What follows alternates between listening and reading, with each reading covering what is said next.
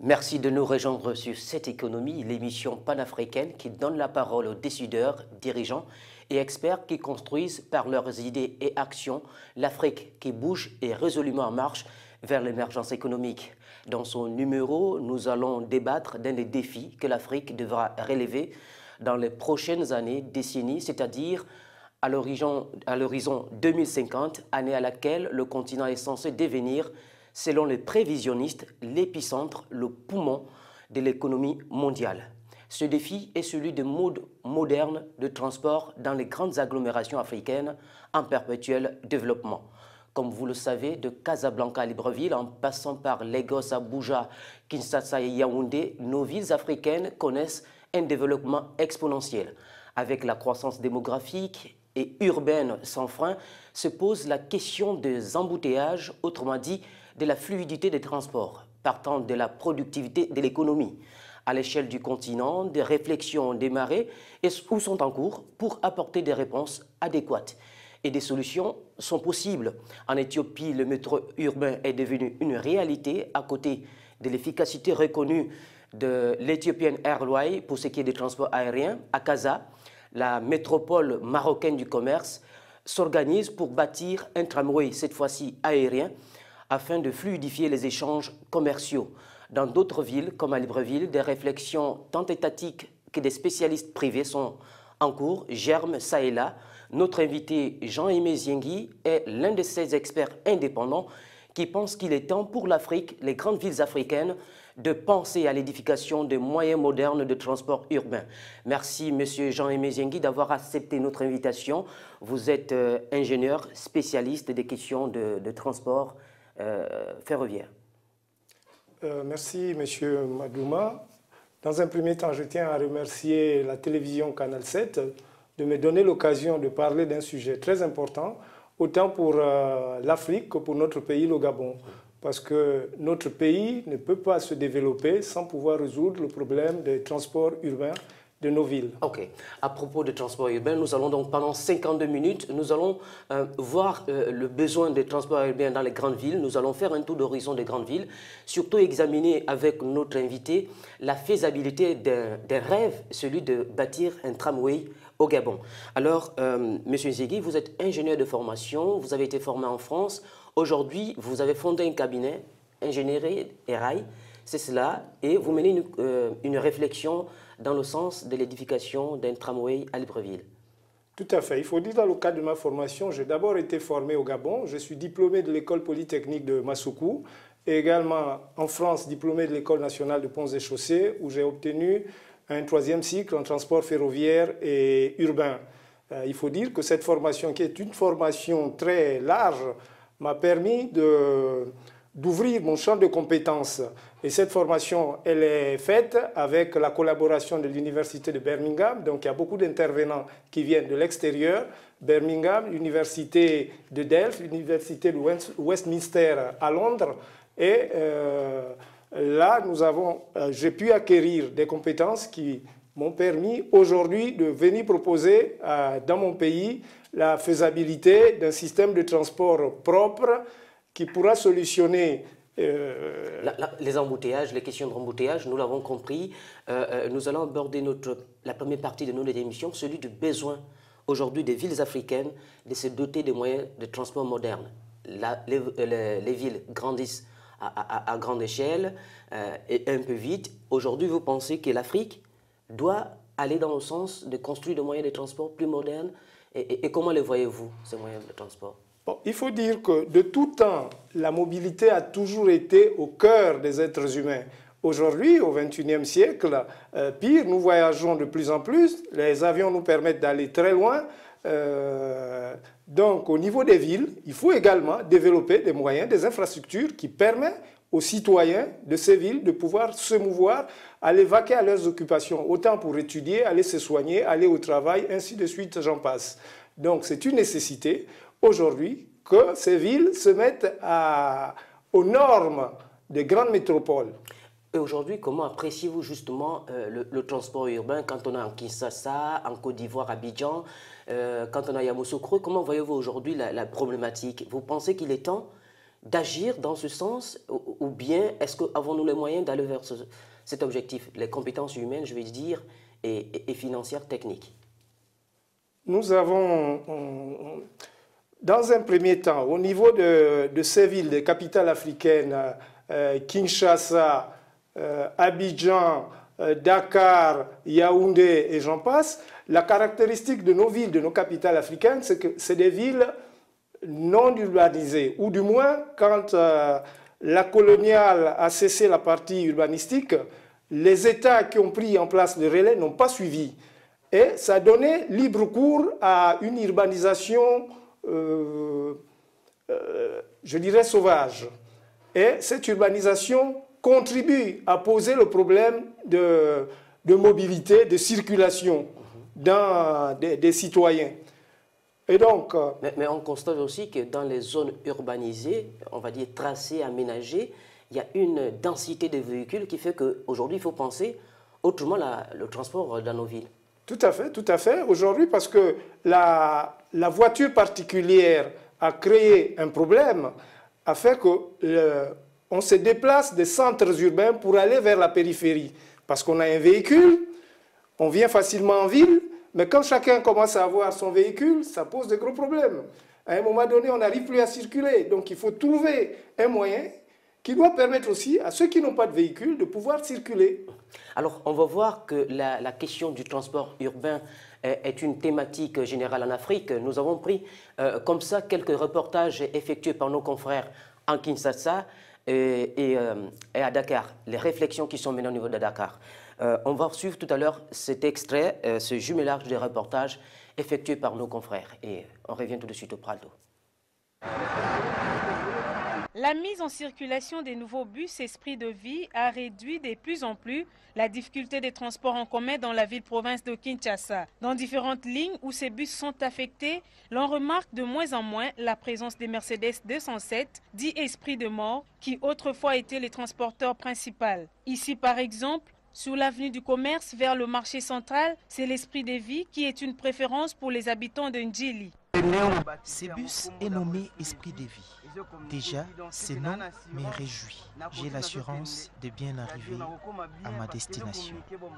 Satisfaite de cette réalisation de la promesse du gouvernement congolais, les passagers empruntant le transport en commun encouragent l'État et sollicitent l'ouverture d'autres lignes. Soucieux de la population, l'Association des propriétaires des véhicules du Congo, APEVCO, promet l'ouverture de nouvelles lignes dans un laps de temps, mais invite la population au respect de ce patrimoine. Le souci du gouvernement congolais est d'offrir à sa population le moyen de transport digne de ce nom.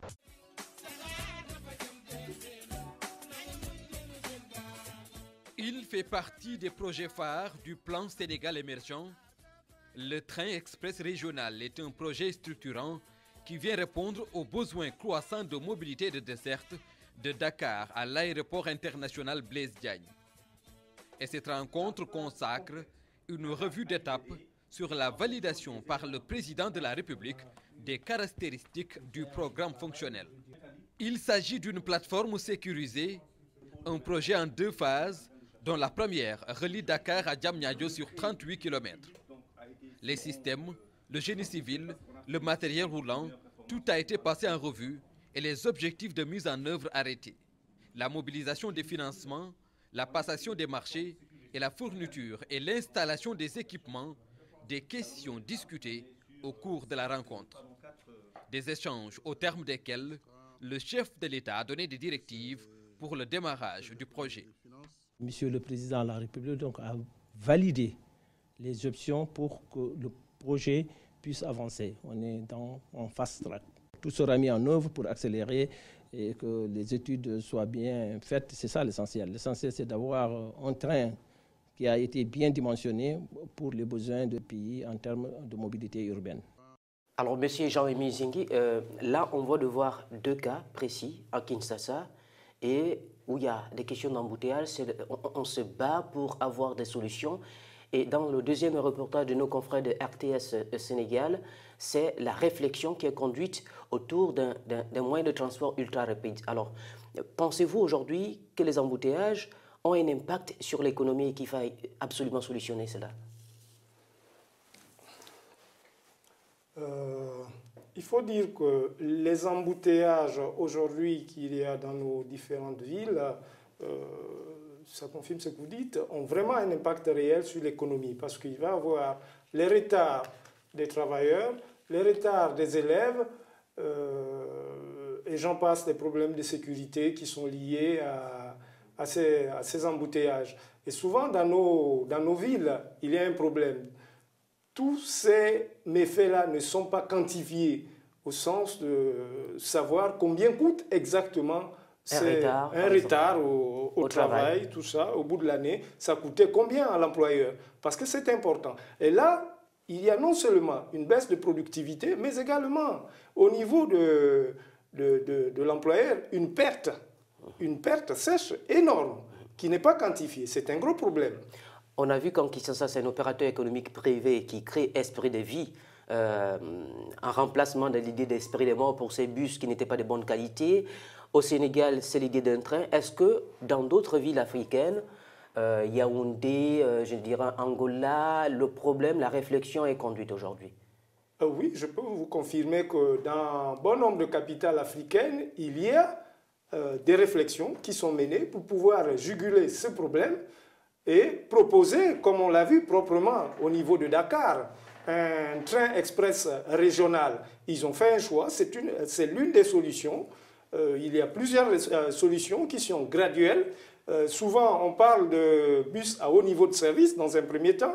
Ensuite, on peut monter à la solution du téléphérique ou directement à la solution d'un tramway ou système léger sur rail. Et après, qui peut donner, qui débouche sur le métro, qui est un système encore plus révolutionnaire que ce que je viens de citer. Alors, s'agissant justement de la réflexion, est-ce que vous pouvez nous citer en dehors de ces villes, Kinshasa et Dakar, d'autres villes où on conduit la réflexion? En Côte d'Ivoire, par exemple, y a-t-il une réflexion dans ce sens? Tout à fait, tout à fait. En Côte d'Ivoire, il y a également la même solution qui a été proposée, à savoir, eux, au lieu d'un tramway, ils ont opté plutôt pour un train express régional. Il faut dire que ces villes-là, ces deux villes, Dakar et Abidjan, ont la particularité d'avoir déjà une voie ferrée qui passe au niveau du centre-ville. À Dakar, on a ça. Au niveau d'Adjamé, vous voyez, il y a une voie ferrée. Et donc, ça simplifie les choses. On utilise l'ancienne voie. Et pour ce qui est de l'Afrique centrale, c'est vrai, il y a Yaoundé, Libreville. Y a-t-il des réflexions en dehors de la vôtre? Est-ce que vous sentez comme ça des gestations d'idées dans l'air? Au Cameroun, il y a une réflexion qui est menée pour pouvoir mettre en place un tramway au niveau de la ville de Yaoundé, et certainement aussi au niveau de Douala, en projection. Ici au Gabon, j'ai proposé que l'on résout ce problème avec la mise en place d'un système léger sur rail, un tramway, qui va nous permettre de requalifier notre ville, qui n'est pas urbanisée. Donc il faut voir le tram non seulement qui vient solutionner un problème de mobilité, un problème de circulation, mais encore qui va révolutionner un problème d'urbanisme. Ça va redonner une autre image à notre ville. À propos de Libreville, il y a eu une autre proposition faite par des experts lors de New York Forum Africa, peut-être pas la rejeter, mais apprécier la qualité, celui de transport par aérien, par téléphérique. Par téléphérique, justement. Comment appréciez-vous toutes ces solutions aujourd'hui? Qu'est-ce que vous pensez qu'il soit plus pratique?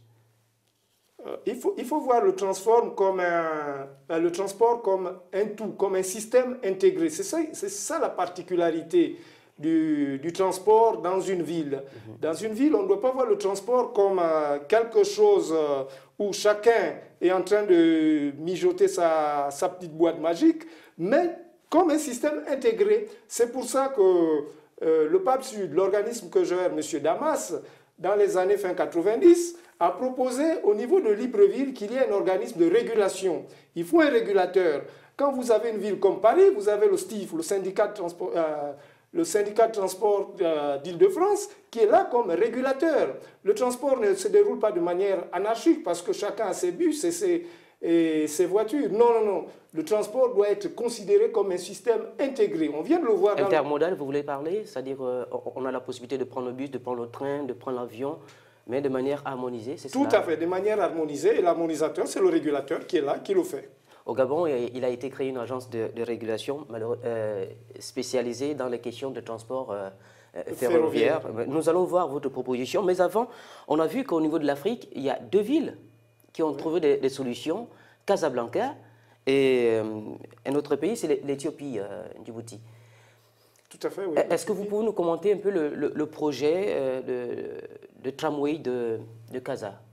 Le tramway de Casa, qui est en partie financé par la France à travers la réserve pays émergent, notamment en termes de matériel qui est fourni sur à peu près 150 millions. Tout le matériel est produit par Alstom. 150 millions de francs, c'est ça? Non, pardon, excusez-moi, 150 millions d'euros.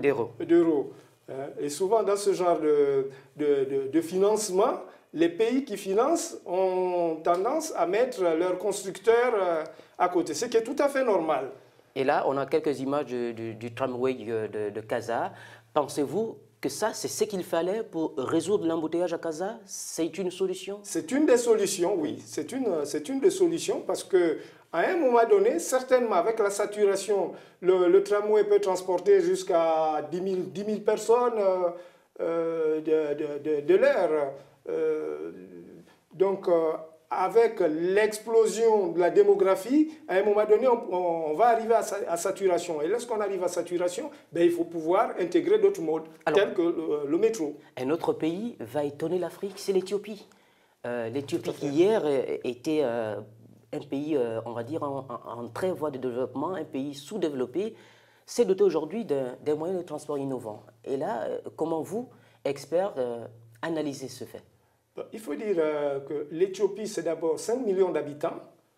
Et avec 5 millions d'habitants, c'est difficile de circuler dans ce type de ville.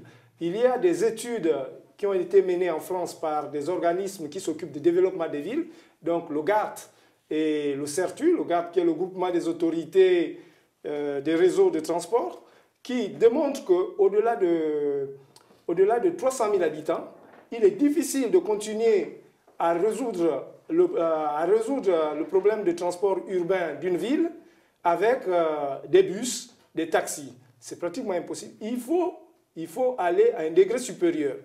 Alors, on souhaite que vous éclairez un peu l'opinion africaine sur ce choix fait par l'Éthiopie. On a une compagnie de transport aérien qui est tout à fait solide, Ethiopian Airlines. Et là, avec le concours de la Chine, l'Éthiopie se lance dans ce train électrifié. C'est une volonté politique, des compétences à l'intérieur, un partenariat avec la Chine. Quels sont les leviers qui ont permis à l'Éthiopie de se développer de cette manière, selon vous? Il faut dire que les leviers, l'Éthiopie, c'est un grand pôle de développement. Contrairement à ce que l'on pense, c'est vrai qu'un classement récent présentait l'Éthiopie comme le 174e pays parmi les plus pauvres. Mais vous voyez que l'Éthiopie vient de résoudre proprement ce problème de transport urbain avec l'aide de la Chine à travers Exim Bank qui a financé. Et donc, il y a eu un contrat de conception, construction et certainement exploitation, puisque vous l'avez vu, les Chinois ont construit, mais vont devoir former les Éthiopiens pour pouvoir prendre en main cette technologie-là. Et un temps record, 3 ans pour mettre en place un tramway, c'est relativement court. Vous pensez que cette expérience peut être dupliquée ailleurs, peut-être développée dans d'autres pays? Tout à fait, tout à fait. 3 ans me semble le délai comprimé le plus approprié. Souvent, c'est des projets qui vont entre 5 et 7 ans, mais c'est réalisable en 3 ans. Quand on parle de 5 et 7 ans, c'est parce qu'on prend le temps de la conception. On prend le temps de la conception et comme c'est des projets qui sont dans le domaine public et qui ont une grande influence du point de vue politique, dans ce sens que la décision, elle est d'abord politique, pour engager ce type de décision, il faut que les politiques se prononcent, mais également les populations, souvent. Dans le cas de la France, vous avez ce qu'on appelle le Conseil national bon, ça va me revenir tout tout à l'heure. Et donc, ça permet aux populations de donner leur avis sur ce type de projet. C'est toujours important. Il y a eu un précédent dans l'histoire, en 1895 exactement, du côté de Grenoble, une petite ville française, parisienne. Et là, il y avait eu la conception d'un tramway. Mais les populations n'étaient pas d'accord avec le tracé et les populations ont dû influencer le tracé qui avait été proposé. Et c'est pour vous dire, déjà en 1895, vous voyez, la mobilisation, l'impact des populations pour pouvoir réorienter quelque chose qui avait été décidé par des techniciens de l'époque. Alors, vous, en tant qu'ingénieur sur les questions, diplômé de 3e cycle sur les questions ferroviaires de transport urbain, vous proposez une solution pour Libreville, celui d'un tramway. Nous allons tout à l'heure aborder la question de ce projet, ce rêve que vous caressez depuis longtemps et qui est dans votre ordinateur, dans votre tête. Mais avant, nous allons marquer une pause avec la régie et nous nous retrouvons juste après.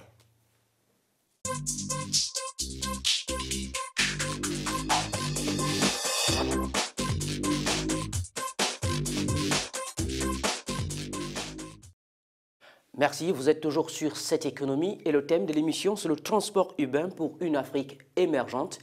Vous le savez, aujourd'hui, les grandes villes africaines se développent à une vitesse grand V et avec ce développement se pose la question des embouteillages, de la fluidité, toute chose qui a un impact négatif sur l'économie, ralentissement de l'activité, retard au travail.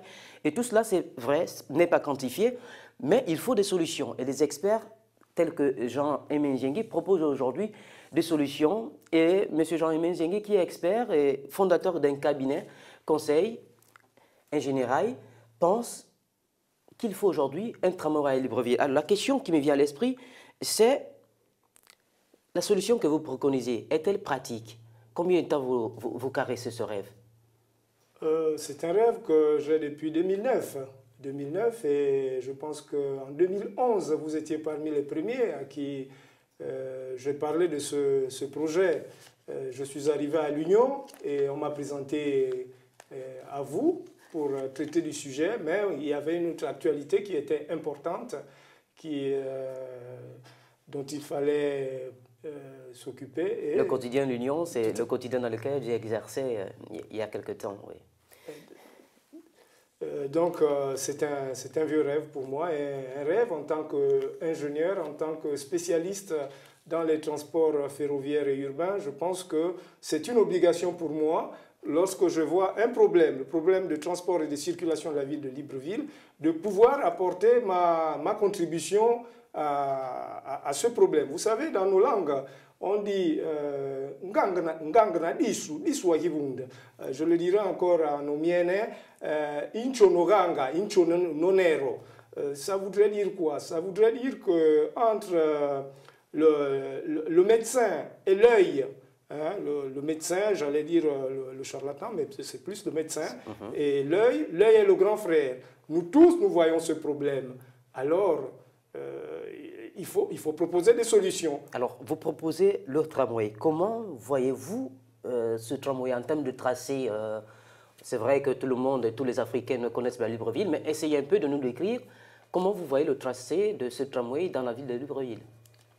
Ben, le tracé, il est simple. D'abord, ce tracé, lorsqu'on fait des études de tracé, nous avons des contraintes.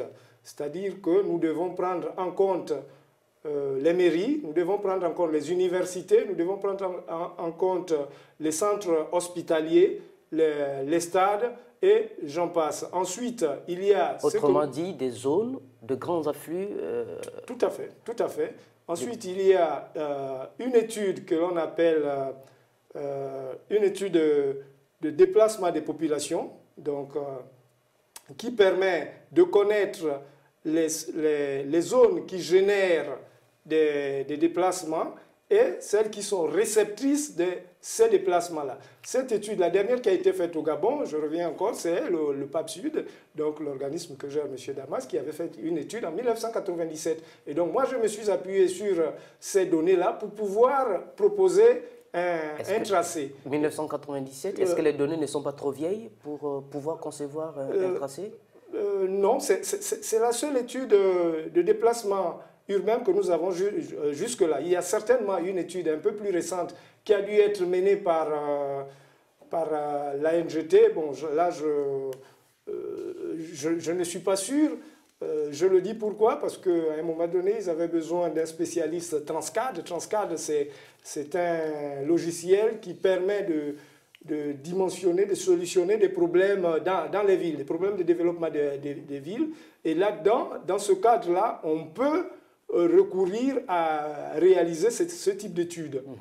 Donc, ces données compilées vous ont permis de proposer un tracé. Lequel, par exemple? Un tracé qui a 4 branches.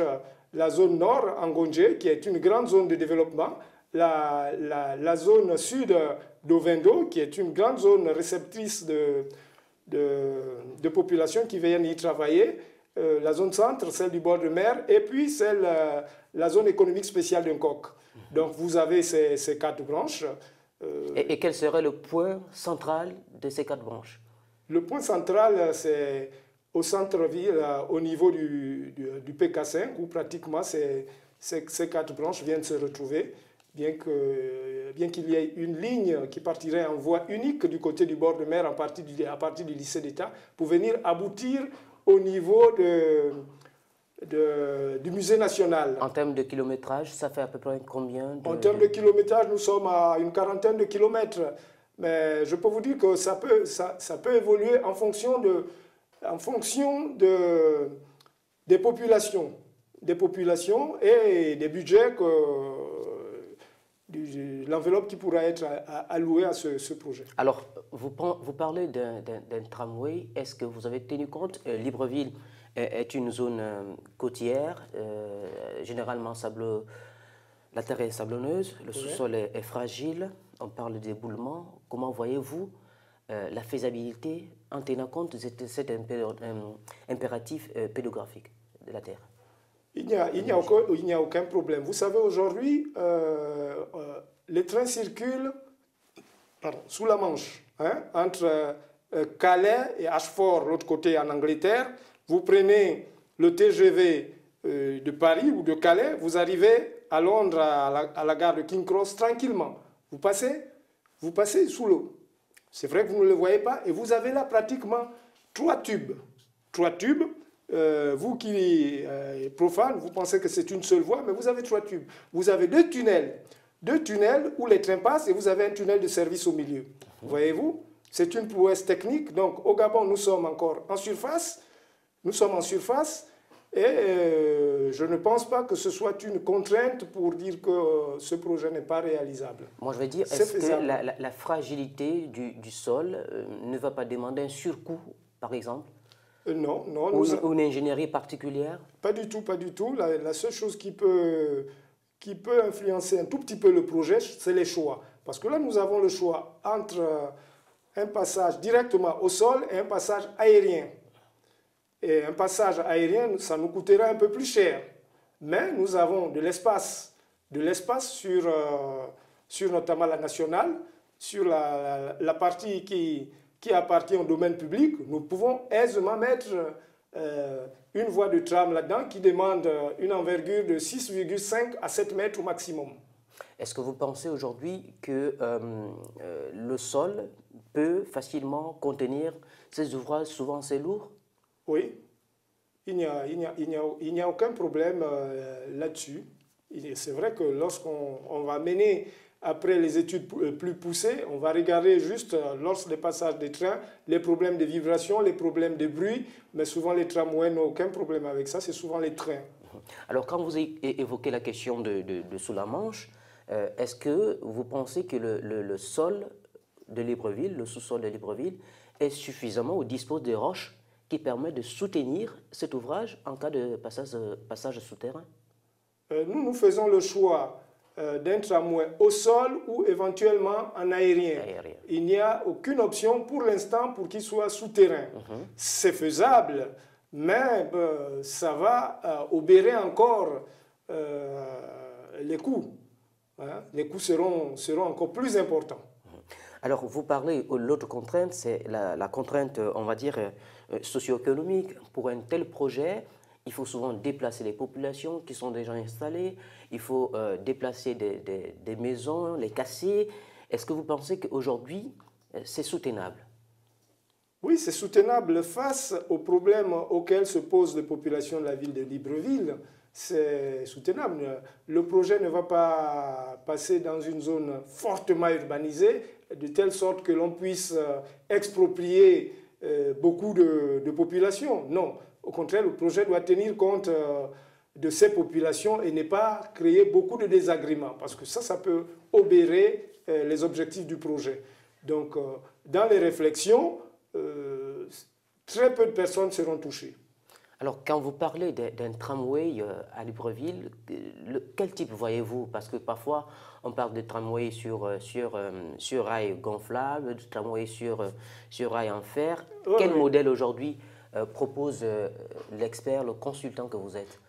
C'est vrai que nous avons le choix, comme vous le dites. Il y a des tramways qui existent, tramways avec des pneus, dont le constructeur est l'OR. C'est le seul constructeur basé du côté de l'Alsace. Ensuite, il y a beaucoup d'autres constructeurs qui, eux, proposent des tramways fer, donc des tramways avec des roues de wagons classiques.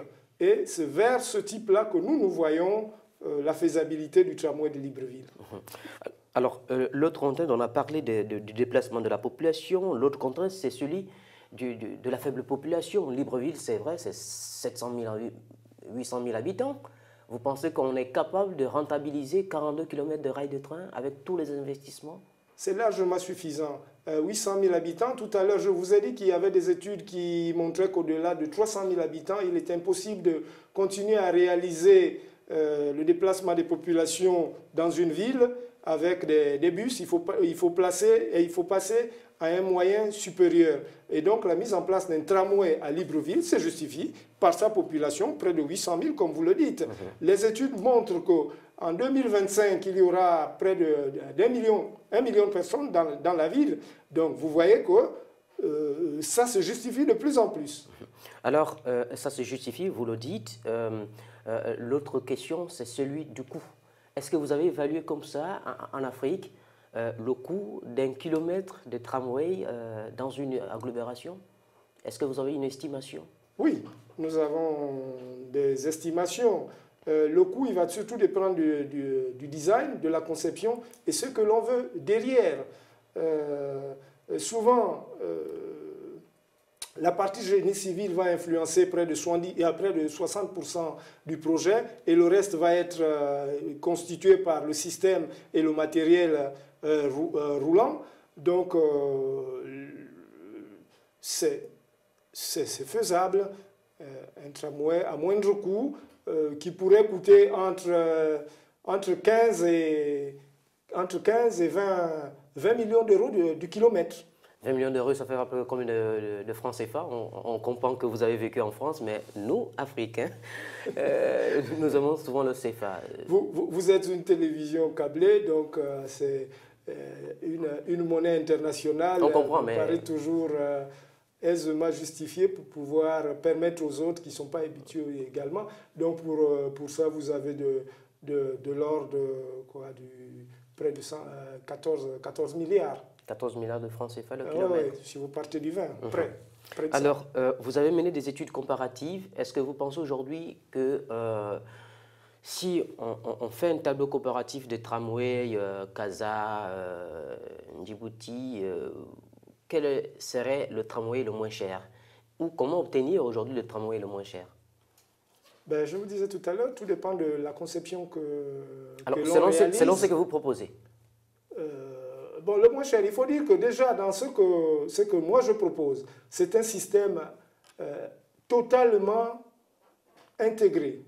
À savoir que le tramway ne doit pas rencontrer d'autres...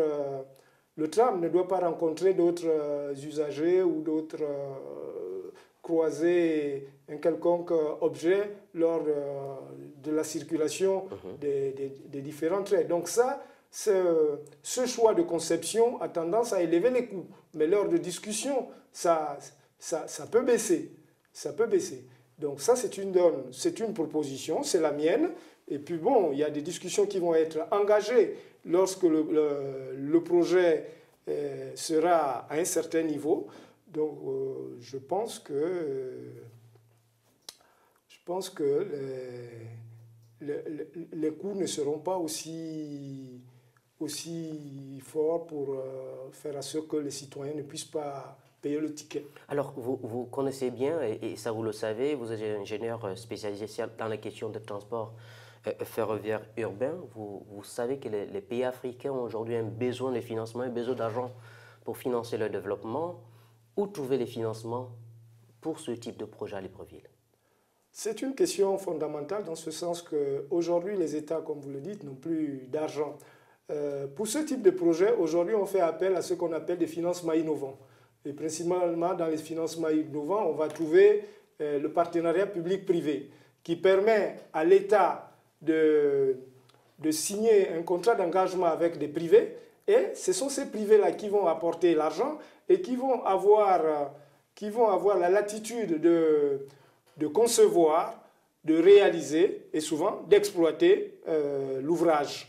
Et ils vont se rémunérer à travers les usagers. Donc il y a un contrat PPP qui permet à ce que les risques, autant financiers, techniques et autres, j'en passe, soient supportés par le privé. Et ça permet à l'État de ne pas non seulement prendre des risques, mais de ne pas contribuer financièrement et contribuera certainement par d'autres formes. Est-ce que dans votre proposition, vous avez identifié des potentiels acteurs pour ce partenariat public-privé? Est-ce qu'on peut avoir une idée? Tout à fait. Nous avons des propositions. Nous avons 2 groupes qui sont prêts à soutenir ce projet, qui sont intéressés, des financiers sur le plan international. Mais je ne peux vous donner plus ample d'informations là-dessus pour des raisons stratégiques et autres. Alors, est-ce que votre projet, vous l'avez soumis aux experts ou à l'administration des transports gabonaise? À l'administration gabonaise des transports? Ou bien il est encore dans le sac, la valise de votre cabinet conseil? En partie, mais le problème a déjà été posé dans ce sens qu'il est presque vulgarisé. Je l'ai présenté il y a quelque temps au concours du CNRS pour que les populations puissent savoir et les autorités puissent savoir qu'il y a quelqu'un qui réfléchit sur ces problématiques. C'est un problème. Il ne faudrait pas que l'on garde ce problème pendant longtemps. Ce problème doit être solutionné. Le problème doit être solutionné. Alors, quand vous parlez de partenariat public-privé, le mode de gestion sera lequel? Une concession, une cogestion, une gestion publique? Comment voyez-vous, selon votre étude? C'est directement un partenaire privé qui va gérer ça. Alors, quelle serait dans ce cas la contribution de l'État? La contribution de l'État se jouera certainement dans le coût que doit payer l'usager. À quel niveau précisément? Est-ce que c'est l'usager qui doit supporter? Est-ce que aussi, finalement, ce projet ne peut pas être un peu trop vorace pour les porte-monnaies des populations aujourd'hui, surtout les populations modestes? Oh, je ne pense pas. Aujourd'hui, le transport est non seulement mal organisé dans notre ville, mais encore pour ce que les usagers, les citoyens payent, je pense que c'est beaucoup d'argent. Pour se déplacer, il y en a qui sont jusqu'à 5 000 francs de jour. Et vous voyez, ça ne vous coûtera pas 5 000 francs de vous déplacer par jour en tramway. Je ne vais pas m'avancer pour l'instant sur les aspects coûts que devra payer l'usager, parce que ça tient compte d'autres paramètres et avec une grande influence du politique. Alors, l'autre contrainte aussi serait sans nul doute la technologie. La technologie. Or, chez vous aujourd'hui, que le Gabon, quand vous proposez un tel projet, dispose de la technologie nécessaire pour mener à bien ce projet? Les compétences humaines? Les compétences humaines, nous avons la chance de mettre en place un tel projet. Ça nous permettra d'orienter beaucoup de nos jeunes vers ces métiers de transport. La mise en place d'un tramway, c'est la création de pas mal d'emplois. Et ces emplois-là, tous ces gens-là vont être formés. Nous avons été formés, c'est vrai, dans un premier temps au Gabon et à l'extérieur. Mais ces jeunes qui viendront, qui travailleront pour ce projet, bénéficieront d'un transfert de technologie. Ce sont eux, après, qui devront faire tourner la machine. Alors, vous avez parlé tout à l'heure d'emploi, création d'emplois. Est-ce que vous êtes allé dans votre étude jusqu'à estimer la ressource humaine qu'il faut pour faire tourner vos 40 km de tramway à Libreville? Tout à fait, tout à fait. Nous avons étudié le besoin en personnel. Dans un premier temps, en termes de conception, il y a très peu de personnes qui seront mis à contribution, mais dès que l'on passera à la phase de réalisation, il y aura des milliers d'emplois qui seront créés. Et une fois la construction terminée, il y a des métiers qui vont voir le jour, et donc beaucoup d'employés, autour de 1000, autour de 1500 employés qui vont contribuer à faire circuler cet outil. Et tous les autres métiers annexes qui vont tourner autour de cette infrastructure. Alors, quand on examine le projet de Casa, quand on examine le projet de l'Éthiopie, on voit bien qu'il y a eu des estimations de coûts. Est-ce que dans le cadre du projet qui est le vôtre, vous avez essayé d'avoir une note de grandeur? C'est vrai que les études, il faudra les affiner, mais une note de grandeur de financement de ce projet. Tout à fait, il y a un ordre de grandeur, l'ordre de grandeur de l'ordre de 500 milliards de francs CFA. Donc ça approche l'ordre de grandeur de certains projets qui ont été réalisés en Afrique. L'Éthiopie, c'est de l'ordre de 400 milliards. Pourquoi un peu un gap de 100 milliards? À cause de la conception voulue qui change les choses. Donc le choix de conception, le choix du système, tout ça détermine, a une grande influence sur le coût. Quel serait le choix technologique? Serait-il chinois, je vais dire asiatique, pro-occidental, américain? Quelle est dans votre étude l'orientation? Vous avez été formé en France. Est-ce que ça va s'appuyer sur le modèle français, ce tramway? C'est une question difficile, d'autant plus que c'est une question qui est d'ordre du décisionnel politique. Donc nous, techniciens, nous menons les études, mais nous ne pouvons pas directement dire que voici le choix qui est fait. C'est un choix politique, donc nous arrêtons aux études. Je veux bien comprendre, M. Jean-Aimé Zengue, quand vous dites que vous arrêtez aux études, est-ce que vous dites il faut un tramway et puis c'est aux politiques de choisir le type de technologie qu'il faut et comment aboutir à ce coût alors de 500 milliards? Non. Effectivement, ce coût, il tient bien compte d'un choix déjà. Mais la décision reste quand même politique. Notre rôle, c'est de dire, voilà, sur la technologie X, voici les avantages, les inconvénients, sur Y, avantages, inconvénients, et ainsi de suite, et c'est aux décideurs de prendre la décision. À Dakar, il y a eu une option pour un train à grande vitesse, c'est quasiment la même réflexion au niveau d'Abidjan. Pourquoi pensez-vous que Libreville doit nécessairement opter pour ce type de tramway? Et quel est l'argument en plus entre le choix dakarois et le choix librevillois? Quel serait l'élément qui va faire la différence? L'élément qui fait la différence, c'est que ces deux villes bénéficiaient déjà de voies dans leur centre-ville. Or, nous n'avons aucune voie ferrée dans notre centre-ville. Donc ça a beaucoup contribué à influencer le choix d'un TER, d'un train express régional, qui, en termes de coût, coûte plus cher qu'un tramway. Et s'agissant de l'énergie, un train, c'est aussi de l'énergie. On a vu qu'en Éthiopie, il fallait l'énergie électrique. Au Gabon se pose déjà de problèmes. C'est vrai qu'il y a un projet de production, d'augmentation de la production énergétique dans le plan stratégique Gabon émergent. C'est vrai, c'est à venir. Pensez-vous aujourd'hui que l'énergie est capable, la production énergétique est capable de soutenir le fonctionnement du tramway?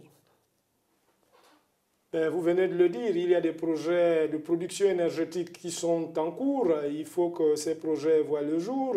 Effectivement, un tram, c'est de l'ordre de 10 MW. Ovendo, ça produit de l'ordre de 70 MW. Je pense que ça ne doit pas poser de problème en termes de production d'électricité. C'est vrai que ça nécessite des sources redondantes, parce que lorsqu'une source va connaître des problèmes, il faut que l'autre continue à fournir l'énergie. Donc je pense que les choix politiques actuels permettront à ce qu'en matière énergétique, le projet puisse voir le jour. Il y a aussi une dimension qu'il ne faut pas oublier aujourd'hui. Par exemple, pour ce qui est du Gabon, le président Ali Bongo Ondimba insiste sur la notion de développement durable, c'est-à-dire le développement industriel avec peu de pollution. Dans votre projet, est-ce que vous intégrez la dimension environnementale? Le choix d'opter pour un tram automatiquement nous amène à l'option d'un choix lié à la préservation de l'environnement. Pourquoi? Parce que le choix d'un tram ne produit pas de gaz à effet de serre, de CO2. Donc automatiquement, vous voyez que nous sommes en phase avec l'environnement. Mais encore, nous sommes en phase avec l'équité sociale. Permettre à chacun de pouvoir prendre des moyens de transport propres, fiables, disponibles pour tout le monde, et même pour les personnes à mobilité réduite. Donc vous voyez que c'est un choix cohérent, structurant, qui va dans l'avenir de notre pays.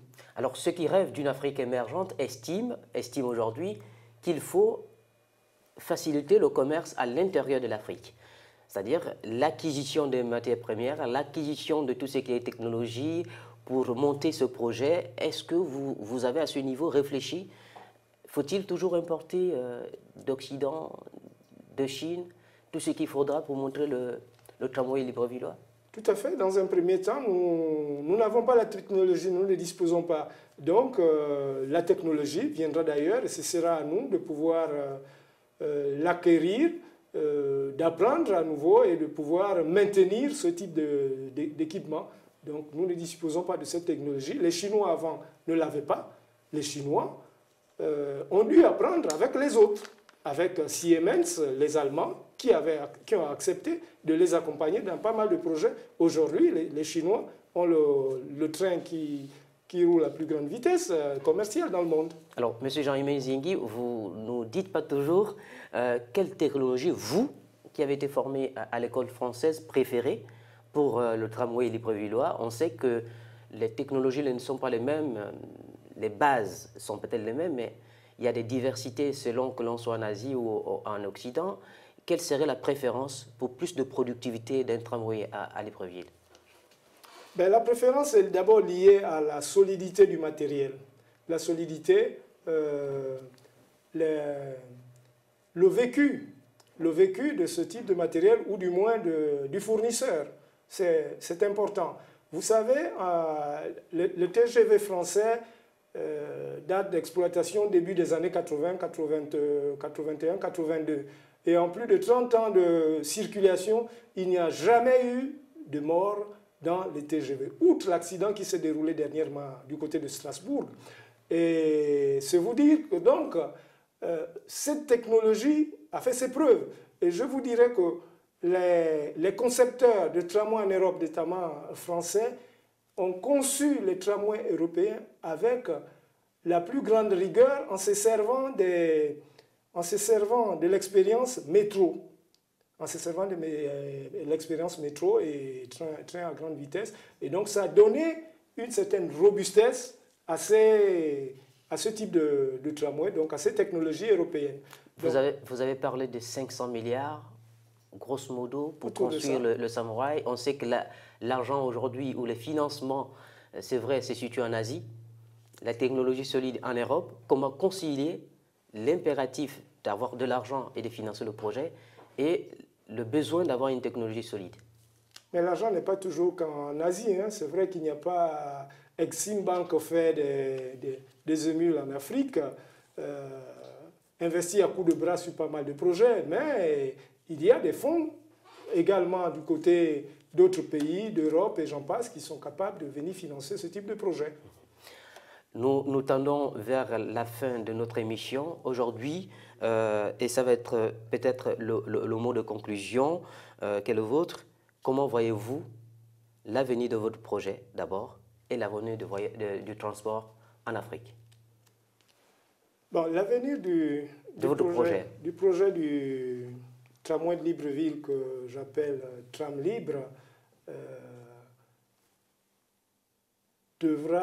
c'est un projet qui devra forcément se faire à un moment donné. Parce qu'à un moment donné, nous allons être bloqués. Et quand nous serons bloqués, nous serons obligés de réaliser ce projet. Nous n'avons pas d'autre solution. La solution sur la voie routière nous a montré ses limites. Nous n'allons pas continuer à nous entêter dans cette solution. Il faut passer à une solution innovante, ambitieuse et structurante. Et l'avenir du transport dans les grandes villes africaines, les solutions, selon vous, le tramway? Il y aura de plus en plus de villes qui vont opter pour des moyens ferrés. Ça peut être, j'allais dire, des moyens guidés. Ça peut être des téléphériques couplés avec des moyens ferrés, à savoir tramway, métro et autres, j'en passe. Certainement, ne pas oublier les bus et les bus à haut niveau de service, parce que je vous disais tout à l'heure qu'il faut voir le tramway, il faut voir le transport comme un système intégré et non isolé. Donc, l'avenir des transports en Afrique est radieux. Il y aura de plus en plus de groupes extérieurs qui vont s'intéresser à la mobilité des Africains. C'est là où il y a l'avenir. Le Nigeria, c'est bientôt près de 200 millions d'habitants. Et ces gens-là, ils ont besoin de se déplacer. Libreville, je vous ai dit, en 2025, on sera à 1 million. Ces gens ont besoin de se déplacer. Il faut des moyens fiables, propres, sécurisés, pour pouvoir arriver à temps et propre au boulot ou à l'école. Merci, M. Jean-Aimé Nziengui. Nous rappelons que vous êtes ingénieur et spécialisé sur les questions de transport ferroviaire urbain. Vous avez apporté votre contribution et on a pu voir que vous portez à cœur un rêve, celui de voir un tramway s'est réalisé à Libreville. Merci, chers Africains, d'avoir suivi notre émission. Vous le savez, le défi de l'Afrique demain, c'est de disposer de moyens de transport modernes pour aller vite au travail, à l'école, pour pas accroître la productivité de l'économie africaine. Merci de nous avoir suivis et restez câblés sur nos programmes sur le Canal 7.